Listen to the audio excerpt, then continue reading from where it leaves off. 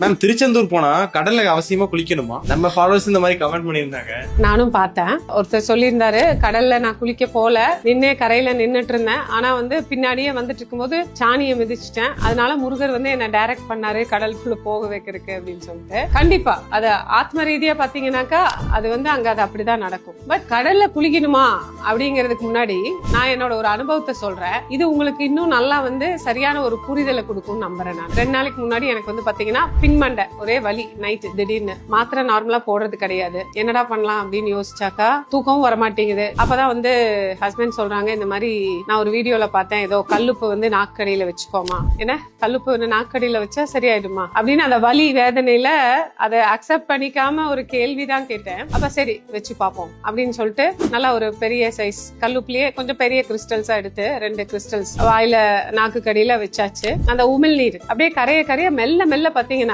அந்த தலைவலி step by ஸ்டெப்பா அப்படியே பின்வாங்குது. அந்த வலி குறையிறது நல்லாவே தெரியுது. நார்மலா மாத்திரை போட்டா கொஞ்ச நேரம் ஆகும், நமக்கு பெயின் ரிலீஃப் ஆயிரும். இது அந்த வலி பின்வாங்குறத நல்லா உணர முடிஞ்சது என்னால. 10 to 15 நிமிஷம் தான். அதுக்கப்புறம் அந்த தலைவலியே எனக்கு காணாம போயிடுச்சு. அப்போ அந்த ஒரு தருணத்துல நான் என்ன யோசிச்சேன் அப்படின்னா, கல்லுப்போட ஒரு கிறிஸ்டல், ஒரு 2 கிறிஸ்டலுக்கு இவ்வளவு பவர் இருக்கு அப்படிங்கும் போது நம்ம திருச்செந்தூர், ராமேஸ்வரம் இந்த மாதிரி இதெல்லாம் நம்ம இந்தியா பாரத தேசத்துலதான் இந்த மாதிரி ஒரு பண்புகள் இருக்கு இல்லையா? கடல்லையும் ஆறுகள்லயும் நம்ம போய் நீராடுறோம். நம்ம கேள்விப்பட்டிருப்போம் திருச்செந்தூர்ல எல்லாம் கடல்ல குளிக்கிறது எவ்வளவு ரொம்ப ரொம்ப நம்மளோட நெகட்டிவ் ஆராவை அப்படியே எடுத்துக்கும்னு சொல்றோம். அப்ப அது எனக்கு ரொம்ப நல்லா அந்த அன்னைக்கு புரிய வந்தது. இப்ப சொல்லுங்க, இதுக்கு மேல கடல்ல குளிக்கணுமா வேண்டாமான்னு நீங்க சொல்லணும்.